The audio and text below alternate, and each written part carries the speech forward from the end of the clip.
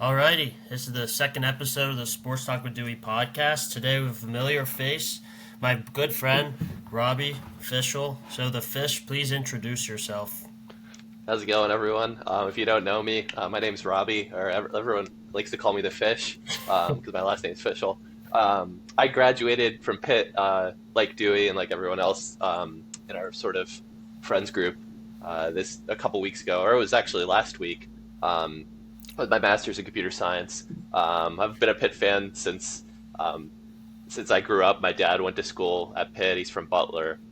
So I was always like watching Pitt basketball, Pitt football games ever since, Pitt basketball is number one seeds in the tournament. And, Pitt football had like Dion Lewis and Shady McCoy, like all those great players. That just made me fall in love with Pitt sports. So it was kind of like a dream come true to come to school here and meet all these great people and go to all these games, and like get the experiences that I did. So, naturally I was just like became friends with Dewey and Richie and Tony and these guys who have also been Pitt people their whole lives. So it was a great experience, and I'm happy to talk more about that in this episode.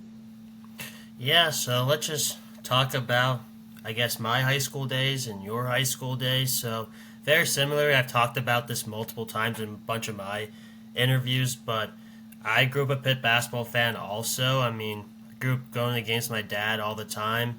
Mostly a New York sports fan because of my dad, but I didn't really like any of the teams my parents went to school, so I always just rooted for the hometown team, which was Pitt, and just randomly just became just a super fan. So when going to all these games, I always saw like how cool the Oakland Zoo was, how uniform it was, the atmosphere they created, and I just like, oh wow, I can't wait to be there one day.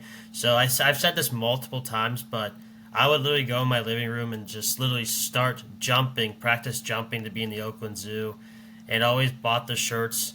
I have pictures of myself very young wearing the shirts on vacation wherever. So, Hmm. and also people see my Instagram account, but when I was in 11th grade, all my high school friends were asking, Dewey, can you please make like an account so we could like see all your reactions? Because the Knicks draft lottery's coming up, and people want to see my reaction if we got Zion, but we obviously didn't.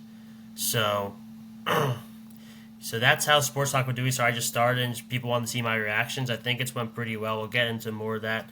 So the Fish, any other like any moments for you, like you'd see yourself doing something like stupid when you were younger, to idolizing ever going to Pitt? Oh yeah, for sure. I mean, I was kind of in the same boat as you, where it's like during all the Pitt basketball games that I would watch on TV, I'd be in my family room wearing my Oakland Zoo shirt, jumping up and down. When I was like 7 or 8 years old. Like I always had that attraction to the zoo and to the atmosphere that it created. And I was happy to like come to school at a time where we were able to bring that back. I know like one story that I'll tell real quick was 2009. So I grew up in Connecticut. For anyone that doesn't know, my dad worked for ESPN, so that's why I grew up in Connecticut. And we went to the Pitt UConn game that year. It was the huge like 1 versus 4 Hashim Thabit versus Duwan Blair basketball game, where like Duwan Blair flipped Thabit over. And I don't remember the experience super well because I was like 6 years old. But what my dad told me was UConn went on a run really late in the game, and like because Pitt had the lead most of the game, then UConn sort of made an effort to come back, and like everyone in the stadium, the XL Center was cheering, going crazy for UConn. And he looks over to me, and I'm standing there crying, and like, but Pitt ended up winning that game, obviously. But that just like kind of shows how early on I was a Pitt fan and how passionate I was for the team back then, and obviously I am now. So yeah, that's like my main story. I tell people when they ask how big of a Pitt fan are you. It was that experience. Yeah, that's awesome. So one thing I do want to talk about, I'm not gonna get too in the depth of it because I could get in trouble, but I do want to mention it is so senior. I did play high school golf, and I was a pretty good player. I mean, I'm a six handicap, but unfortunately, I did make a pretty bad mistake my senior year, and I got removed from the team. But it was very sad, but I would not be sitting here if that didn't happen because I worked on that whole couple months working on my SAT score because my SAT score wasn't that good at the time. So I got it up and I got into Pitt. So if I didn't get like removed from the golf team, I mean, I wouldn't be sitting here. I wouldn't have had the impact on the zoo I did. So everything does happen for a reason. So that's one thing you got to learn if you're listening to this. So No, yeah, it's absolutely. going into freshman year. Unfortunately, the whole season, that was the 2020 season. The whole season was no fans. Um, at the beginning, I thought we had a pretty talented team with the X-Man and Justin Champagny and Audis Tony. But, I mean, that team just kind of, it had the talent, but other things happened in the locker room, and the Hmm. team just kind of collapsed during the season. But one thing I always wondered, like, hey, maybe they won more games. Like, maybe they don't blow that St. Francis game if the Zoo was actually there. So I always wondered, like, if what the trajectories of this program and the Zoo would have changed if COVID never happened. I always wonder about that. Hmm. But one thing is the GBM chat in the Zoo. It really kind of brought the zoo core together that you saw the last couple years. It was a way that we all planned what we wanted to do, made friendships that are going to last forever. And anything you have to say about this GBM chat, the fish? Yeah, I mean, it's like kind of how I met all my close friends at Pitt through, like starting with Dewey, and then just like everyone that I met through him. That all started in that, in like in a group meet chat that we had, talking about the zoo and being able to stay connected during that time where everyone was sort of like really distant, was Mm-hmm. cool. And I guess yeah, talking about that season a little bit, I remember there was a game kind of early on in the year where we beat Duke, and I got super excited because I saw us on the Lenardi projections. I think he had us as like first four out or next four out. That was the first I time since think we like were an 11 2016. seed. We were at 11 seed. We were in it. Yeah. Oh wow. But that, like, regardless, that was like the first time since 2016 that we'd seen ourselves anywhere close. So I was freaking out. And then we go and It's funny you say that because in 2018 when we beat Louisville and Florida State, I remember Jerry Palm had us as an 11 seed, but I just don't think we were really. It was not that yeah, realistic, but yeah. I honestly I didn't really pay too much attention to bracketology when I was like before, so I didn't know that. But that was probably like obviously that was kind of smoke and mirrors because um, yeah, lost a lot of games. But regardless, and then so then after that Duke game, we go to Wake Forest. Then Ish Massoud drops like 30 on us, and yeah, then man. and that's been kind of a running joke. Through these like last couple of years, like whenever we're turning on a Kansas State game, we see Ish Massoud and we're like, oh dang it, like he ruined our March chances. So yeah, 2 years in a row, man. That guy yeah, killed Pitt. yeah, and I mean, like, I think the talent for that team was there. It was just like it wasn't as gelled or meshed as the teams the last couple of years have been, and that was like kind of the real difference, in my opinion. So I do want to talk about this. I don't think many people know this, but at the end of my freshman year, I did apply for the be the zoo leader, but I actually got rejected. So I mean, I always say like Michael Jordan got cut from his high school team. It's a pretty similar situation, honestly. Hmm. Um, but I just after that, I was pretty pissed off because I knew what I could bring to the table. So I told myself these leaders are gonna know who I am, and I'm gonna go to every game and be a total you know what. So it's going this. So going into sophomore year, you knew it was not going to be a very good team. A lot of injuries, a lot of off-court issues. Um, yeah, I remember before we really knew JB. I mean, he was injured to start the season. We get absolutely smacked by the Citadel, and we lost to UMBC. We lost to Monmouth. It was just an awful start to the season, and it went to the point where we all just went to the game just to be idiots and have fun.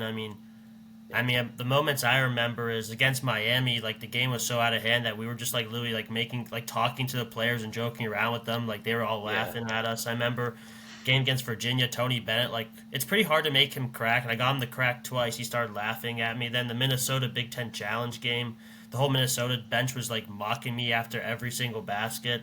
So I mean that it was at that point like we weren't even going to the games to like right. make a difference. We were just joking around. Do you have anything to say about For that? sure. Yeah, I mean, like that honestly, to an extent, made it fun because we didn't really worry about the score of the game or like weren't super stressed out about it. We were already gonna get blown out, so then like the last 8 minutes, we're just like saying whatever nonsense to the to the opposing team. And like this is the year like we always sort of sat on the we stood on the side behind the like opposing bench, so we were really close to their players, and we could just chirp them and say whatever. Yeah. And obviously, like within reason of being respectful towards them, but like obviously joking around. But like it just got to a point where we didn't really care too much about the game. We were just like having fun joking around with the opposing players. And like I remember the Duke game, there were some guys underneath the basket, like on the baseline, and like every time Theo John came out of the game, he would just go stand right in front of them, and they would like scream at him and heckle him like crazy. It was the most funny thing. So yeah, like that season wasn't very good from like a basketball perspective, and that stung a lot. But it did produce like that core friend group that we had, because that's the first year that I met you, and that's the first year I met Rich, and Tony. So it created that, and then it created the bond that we had through going to those games and through just like joking around. So that was definitely a memorable year, despite the fact that we didn't do super well. Yeah, so then after, I mean, it was terrible on the floor, but we had fun, and I mean, those zoo leaders, I'm friends with all of them now, but I was pretty mad at them, and I did everything I could, and I did apply the next year, and I put a lot of thought into my interview, and I did get it, obviously. And it was a lot of pressure because I was scared, like, if I don't get it this year, I'm not going to get it because I'm not going to take a senior. But I guess I put too much pressure on myself, which was I should have. But yeah, going the junior year, that summer, it was Capel, it was Jeff's, he was on the hot seat. He had to do well in the transfer portal. I mean, he absolutely cooked that summer. Getting Nelly, getting Blake, getting Greg, getting Fetty, bringing Jamarius back, bringing Nike back. It was unbelievable. I mean, I don't think people just kind of just thought, oh, it's Pitt Basketball, they're going to find a way to screw up. But I always had a feeling, I was like, wow, I don't know, this team just seems different to me. So I personally frankly thought along those lines of, like, what are these transfers really going to do? You know what I mean? I was kind of a pessimist, especially after having such a terrible year. But obviously, like we'll talk about, I was proven wrong. So, I mean, I remember watching Blake at Ole Miss, but I didn't think he was going to be this. I mean, he's literally a Pitt legend. I did not think he would be that good. I'm being serious. I thought he would just be like a glue guy type player, but he obviously wasn't that. Right. So in my first like summer and before the season for the zoo, we had like kind of like I guess the boots on the ground grassroots campaign approach where we're just telling everyone, hey, this team is different. Get your tickets. Like we want to bring back the zoo kind of, and I mean. People showed up to the games, and I remember we met with one of the coaches. He said, just keep telling people this team is different, and he was right. It ended up being a different team. So I remember my official zoo leader debut against Edinburgh for an exhibition. I don't know. It could have been Edinburgh. I don't remember, but I remember it went so crazy that one of like the players' girlfriends came up to me and said, "You're the most obnoxious person on earth." I was like, I literally said, "Thank you." That's a compliment, honestly. That was the official start of it. Then the next game against UT Martin, after an awful season, we have an amazing crowd. We did our job. We got people to get to the game, and I mean, I'm not proud of this, but Parker Stewart's mom was former Pitt player on the 0-18 Pitt team with Kevin Stallings. His mom was being super annoying. The other parents being super annoying. They were like chirping at me, so I went over. Unfortunately, gave them the middle finger and told them to F off, and I got in a little trouble for that, but I don't regret it. That was so my first two games. The first two games I got yelled at by the parent section, so it was definitely a good start. I don't remember the UT. I wasn't at the UT Martin game. I think I was sick at the time, but I remember. It's so funny because I go on Snapchat and I look at Dewey's private story, and he just says like the most random stuff sometimes, and he's like. He said something like, "I almost got kicked out, WTF," or something like that. It was so funny, but yeah. Then the next game was the WVU game. I didn't think WVU. I thought we were gonna kill WVU. I didn't realize that Eric Stevenson was gonna make every single shot, and Trey Mitchell and this and that. That stunk. We broke a zoo record in the second game.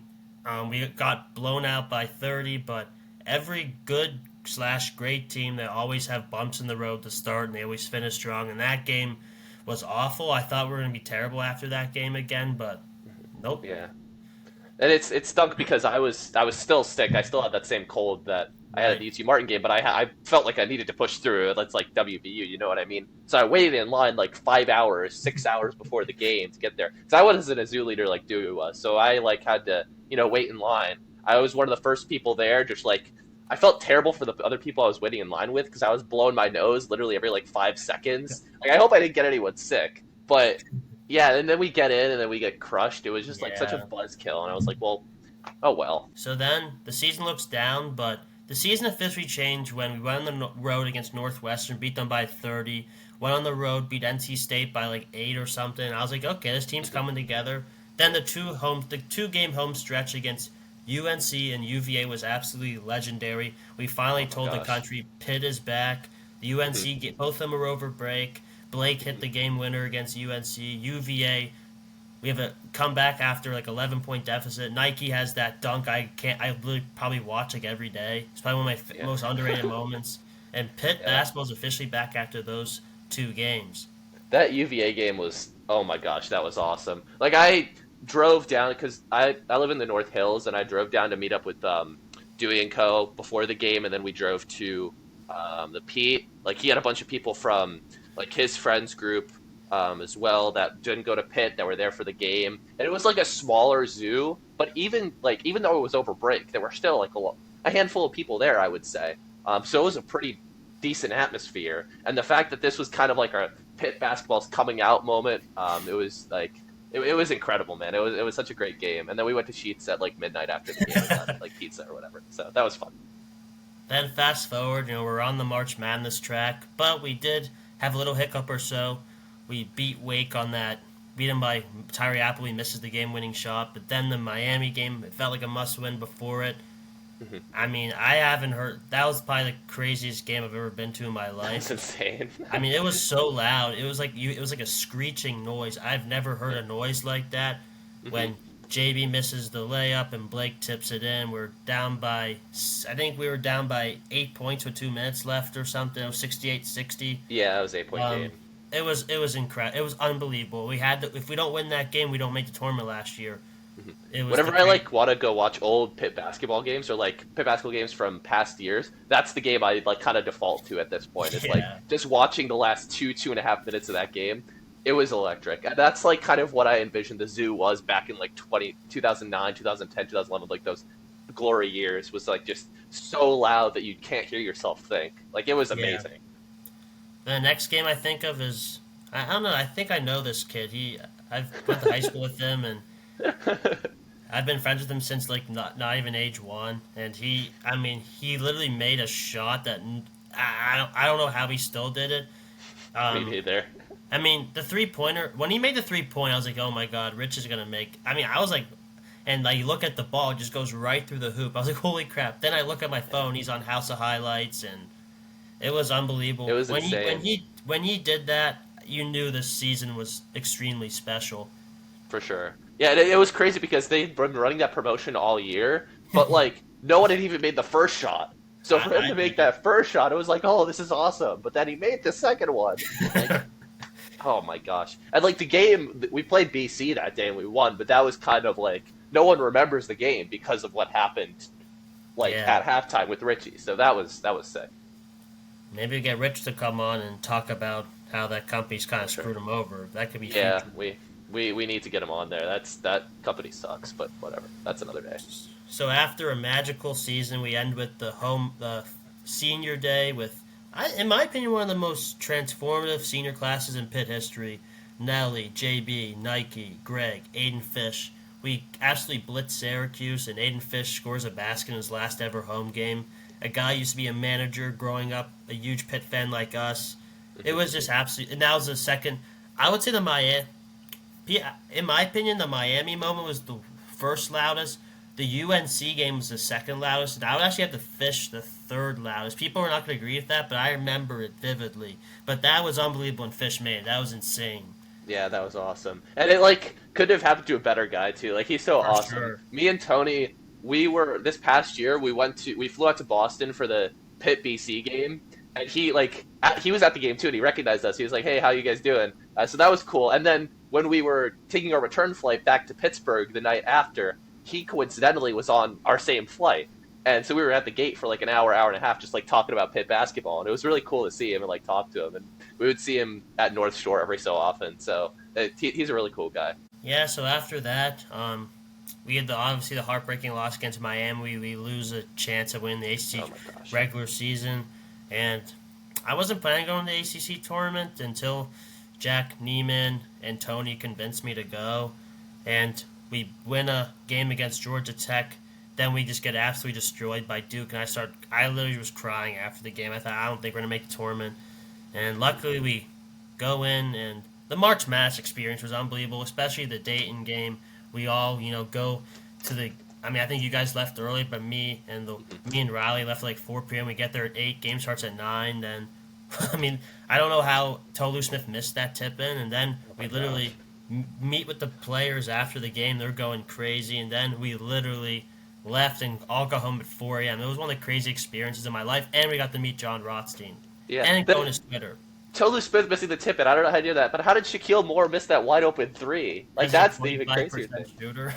I guess, but like he was wide open. There was no one near him. But anyways, that was arguably the like best sporting event I've ever been to. Being a date for that game, like it was sick, off the charts, amazing. Yeah, we drove at like 3 p.m. I ended up staying overnight at a hotel, and we left at like 6 a.m. the morning after, which probably was the smarter thing to do. But yeah, that like. I would 100% do that again in an instant. Like, that was amazing. Yeah, it was. And then we go back to Greensboro, beat a really good Iowa State team, only allowed them 41 points. It was just a dream season. Like, when we lost to Xavier, after we beat Iowa State, I was like, whatever happens, I'll be happy with. I was just so proud of them, how they've overcome against all odds with the past failures at Pitt. They ignored all the hate and the BS and just did it, and that team changed this program forever. They believed in us, but not many did. Yeah, that Greensboro trip, going to those other games was awesome. And like you said, like after the Xavier game, obviously we were upset, but it was like it's incredible we even made it this far. I feel like that was a general consensus, and like to have that happen. Sophomore year to have an ACC football championship, and then junior year to have an NCAA tournament appearance. Like those two things that happened back-to-back years while we're at school at Pitt, that just like went above and beyond anything I could have hoped for. So we overachieved awesome. That season. You couldn't be mad about anything. Yeah, that was unbelievable what those guys did. Mm-hmm. Then after that, I mean, this was probably one of the most coolest things in my life. JB asking me to do a podcast with him, I was like, really? Like, it's like that just really made me feel like, wow, like these guys really appreciate what I did, and I did something right. And if you want to learn more about that season and learn more about me, I guess you could please watch that podcast. It was incredible. And then I feel like our accounts, my account, your account, SportsTalk with Duey, it became a fixture. People wanted to see what stupid stuff we were doing after the game. And it became people were like, I love your reactions after the game. So it was so awesome, having putting content out that and going into senior year, I feel like there was some pressure because we had such a good junior year performance, and we had to come back and make it strong senior year. So it's moving. I guess, sorry to interrupt, but I guess just like the fact that people were somewhat interested in laughing at our shenanigans or just like going about our daily lives on those Instagram posts, like that was funny, and just the fact that people found that entertaining, I just like super grateful for that, and like it made for a lot of, like fun sagas throughout senior year that like, probably not a lot of people know about, but within our sort of bubble, they were just completely hilarious and it become inside jokes. So it's like the fact that we could share those with people is pretty awesome, and share the moment, and like more importantly, share the moments about the trips that we went on and stuff like that. So yeah, so school year didn't start. Something very crazy happened in the summertime. Not gonna say who did it, but someone told me that the cheer team, they were talking crap about me, saying that like I sweat so much during the games. And I was like, knowing me, I'm an absolute troll. If you give me anything, I'm gonna tweet about it. I don't care. And that tweet absolutely blew up. I think it was really the biggest talk around the Pitt community, and I don't regret it one bit. If you're gonna talk behind my back like that, I'm gonna tweet about it. And I don't know who it was, but some of the cheerleaders were asking, I'm not gonna say his name, asking him to tell me to take it down. So if you have such a problem, talk to me about it. Because they were scared they were getting in trouble. So don't be mean to somebody. Don't bully. Come on, we're in 2024. I was in Seattle at the time, and I was just like watching on my internship, and I was watching on my phone like what was going on Twitter. It was just the most funny thing to like be separate from it, like kind of away from it, and just witness it all happening was just hilarious. And then the fact that you posted like an apology or whatever, it was just so funny. Yeah, people were loving it. I didn't hear one complaint about it. That's the support I get. I mean, it was awesome. I didn't hear anything from them after that because remember, you don't poke the bear. So Maybe we'll get one of them on. Heck no, I'm not getting them on the podcast. So after that, we Cheer, cheer. start the season. Nah, heck no. Um, so after that, we did a couple things with Lions 412. I was proud to organize a zoo to be in the Wiz Khalifa video. That was super cool. I got to meet people like Tony Dorsett and DeJuan Blair. It was such a cool experience doing that. And then when the season started, we got front row Panther Pit seats every single game. I felt like a celebrity walking in late, everyone rushing to get in. I just cruise in there, sit down, relaxed. It was awesome Yeah. doing the rally towels. I'll definitely miss doing that. Yeah, it was a lot of fun. And that the even though the football season didn't go like as we had hoped it would, it was still fun to be have that experience and at least be in the student section, whatever. And we went on a trip to Notre Dame to see that game. I mean, the game stunk. That was a terrible game, but like going on a road trip with friends and then like it's touring their campus is beautiful. It was like Yeah, it was a lot of fun to be able to do that. So yeah, the football season was fun, all things considered, taking away the results of the games. right. And coming after such a year that brought back the zoo, having all the bright lights on me and all the publicity, that's the word. Going into the season, it was the same goal. We're gonna have a crazy year in the zoo. The first exhibition game against Pitt Johnstown, one of my best friends from high school actually played on the team. He was injured, and I started off the season how I should have. I got into beef with their mascot. It was awesome, Wait, does Pitt and Johnstown even? What is their mascot? it's a mountain cat. He literally left the game for like 15 minutes. Said, how was the poop mascot?" What the heck? Okay, wait. Why do they have a different mascot than a panther though? I That don't doesn't make know, any and sense. his outfit was outrageous. I kept making fun of him, and he kept like staring me down. It was hilarious, and like I kept saying like, I kept like the coach. I said like, Pitt Johnstown's conference schedule is so weak, and like the coaches were even laughing. Yeah, the PSAC is just washed up. It's not a Yeah, good it's not conference anymore. insane. No, but yeah, okay, whatever. The Rock definitely clears regardless. Well, yeah. But then, I mean, this was a really good. The home opener against NC A&T, the zoo was absolutely filled. It was unbelievable the atmosphere we put on for a team that in a small mid-major school with everyone's wearing their bucket hats. It was so amazing to see. Like, wow, we really did this. Like, the zoo was packed for a non-conference game. Like, I was kind of like tearing up before the game. It was like I remember just walking around doing the newspaper. I was like, wow, this it was just felt so good to see that. Hmm. Yeah. And here we go again with another beef. So, I'm a big fan of Shador Sanders. I saw Bub doing it, so I was like, you know what, I'm gonna start doing it. So I got to watch, and I just kept flashing at football games, basketball games, doing this. I don't have it on right now, but the jumbotron person said I was overdoing it, so he took me off the jumbotron and told the workers that if you put me on, they're gonna get fired. I got super upset. Like I'm just like what KJ said. I'm just trying to hype up the crowd, and you could feel there wasn't much energy in that building right during those games. There was something off, and he had that was absolutely ridiculous. And shout out to the marketing staff. Shout out KJ for helping me get back on the jumbotron. It was one of the stupidest things that ever happened. Like I'm just a good guy. Just let me cook and no more beef. There you go. Yep. Do you want to talk about the beef you had with Stacked too? Not really. It doesn't really have to do with Pitt basketball. Okay, fair But enough. I was just gonna say because that was like around the same time, but yeah, I mean, if you want, check out the Stack Beef. Check out my Instagram page, SportsTalk with Duey. Basically, Stacked is just super slow, but we have a lot to talk about. Stacked is fair relevant. enough. Fair So enough. then we go on a trip to WVU. Blake hits 9 3-pointers. We beat them by double digits, and the Zoo just literally took over the arena. It was one of the best moments in school to do that. Yeah, unfortunately, I wasn't there. I had a prior Oh, I commitment. forgot. I forgot. Yeah. But it was But it amazing. was it was cool to watch on TV at least. So, Yeah, we took over the in my arena. McKee Place apartment, it was nice. Then after that, I mean, even during that game, we were kind of playing a bad stretch. We got absolutely blown out by Duke, lose to Syracuse. And if you listen to my last podcast with KJ, he said that playing 2K14 changed the season. And we go in the Duke. Blake goes ballistic, 7 for 7 from 3, stands on the scores table, talks at the Cameron Crazies. But the one thing I want to talk about is we played Wake at home.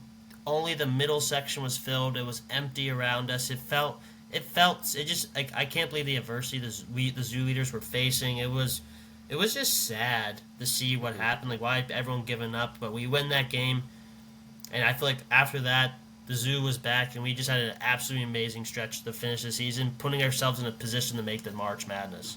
Yeah, it's a weird job that you guys have because you need to try to bring people to games even if the morale of the team and the like aura surrounding the team is low, if that makes sense. Like Yeah, at that time it was kind of if it wasn't for the Duke game, it kind of hit rock bottom. And in addition to it being a Wednesday evening game, like people probably weren't as likely to show out for that. So the fact that you guys were able to, foster that sort of environment despite those circumstances, that's something that I feel like a lot of people don't really know goes into your guys' job with advertising the hmm zoo on social media and like trying to get people to come to the games. That's a big part of it. Not only is it leading the student section, it's doing the work that is required to get people to want to come to games in the first place. So, yeah. Well, what I tell people is I don't do any of the marketing, advertising stuff. I just go to the games and be wild. So fair enough. That's the boom that does the marketing stuff. exactly, maybe we'll have him on soon. There you go. So, the last game against NC State, it was just super sad. I knew it was the end of our end for our core of the Zoo. I mean, after the last few minutes we won, I was trying to hold back tears. It meant a lot to me to be the Zoo leader for 2 years, and it was It was just a crazy. It just felt right that we won that game, and it was an For sure. amazing feeling to win. And clinched the double bye too in the ACC Yep, tournament. yep, our highest seed in the ACC tournament history for us. Mhm. So yeah, going on the ACC tournament, going to DC. DC is awesome. We win an amazing game against Wake Forest. Ish went crazy, and after that, I was like, you know what? We should be in the NCAA tournament. We have a fight. We fight tooth and nail with UNC. We fall short, and unfortunately, we don't make the tournament due to a lot of bid stealers and a lot of bogus NCAA selection committee Yeah, I mean, opinion. I think there were a lot of like super good teams this year, and like pretty much Yeah, everyone that's kind of on the outside looking in is saying, "Oh, we got robbed," whatever. Like we can say that as much as we want. Like I believe we got robbed too, but it's like they. I will say the committee definitely has a tough job, and it's like you can't really.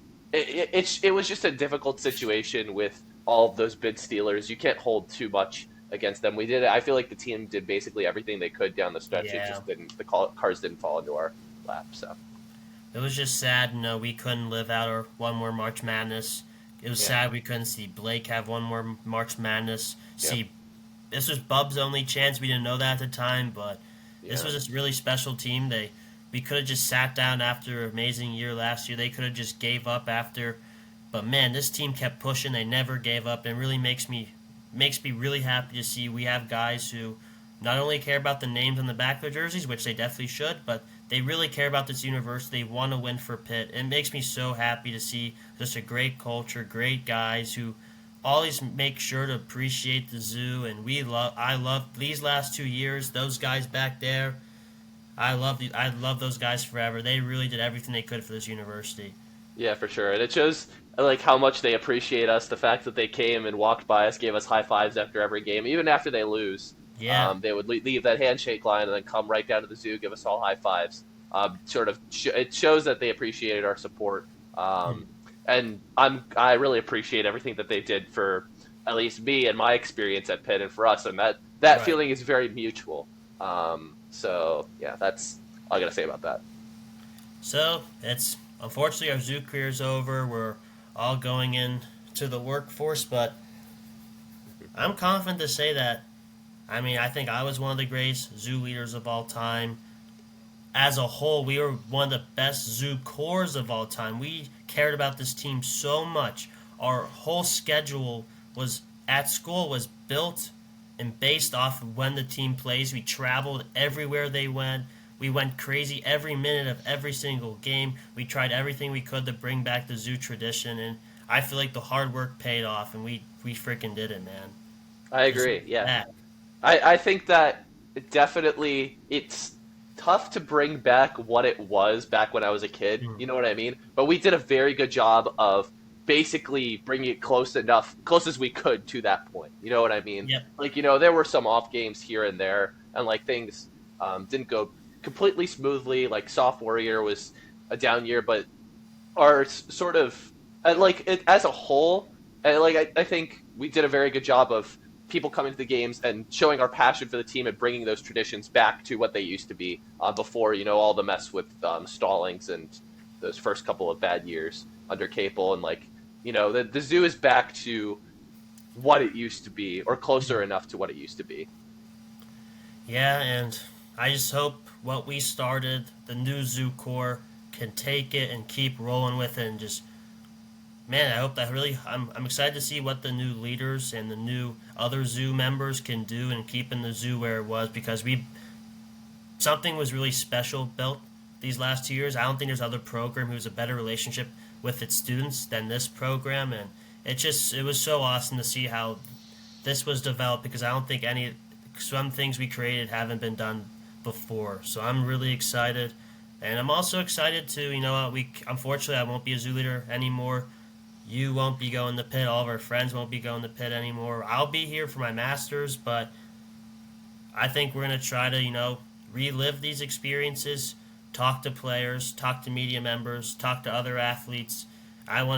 This is how we're going to make content. Reliving this, interviewing, gets information out. I hope this could be a really successful Pitt podcast, and we'll talk about other sports too, but this is the future. I'm very excited to starting this. No, absolutely, yeah. I'm sad because I'm moving full time to Boston, starting in July. So I love it here. I love the city. I love the people. It's gonna be sad to move on. But yeah, I'm sort of grateful for the time I did have here and living out that childhood dream. I know I say this a lot, but I cannot say it enough. I'm really appreciative of everyone that I've met through these past couple years, and I'm excited to sort of keep this connection that I have with Pitt going through hopefully this podcast more consistently moving forward. One thing I want to say to everyone in the zoo, if you're listening to this, moving forward, the one request that I have is jump all the time when you're in the zoo. It frustrates me how many people don't understand the tradition of the past and just are standing there the whole game. Whereas if you watch a game from 2009 or 2010, everyone is jumping all the time. Only people that were jumping the whole game, me, Duey, the Boom, Rich, that's about it, right? Jump all the time. And you might need a couple water bottles. You might be getting a workout in, but it's worth it. The environment that comes with it will be 100% worth it. So that's my final 2 cents. Trust me, man. My legs have gotten tight. My feet have bled. I've gotten tired.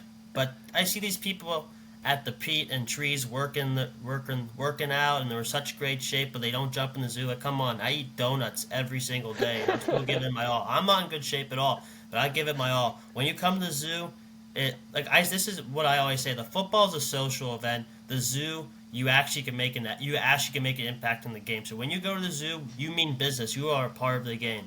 And man, I'm very excited to see where the zoo can go. I'm excited to see where this program can go. I think we'll talk more about the upcoming team as the summer goes on. But the Fish, man, thanks for doing this. I've wanted to do this podcast for a long time. It's not everything, but we tried to recap everything. But thanks for coming on the Fish. I'm excited for the future, man. Always, Hail to Pitt. For sure, man. Thanks for having me. It was a lot of fun. So yeah, Hail to Pitt. Of course. Hail to Pitt.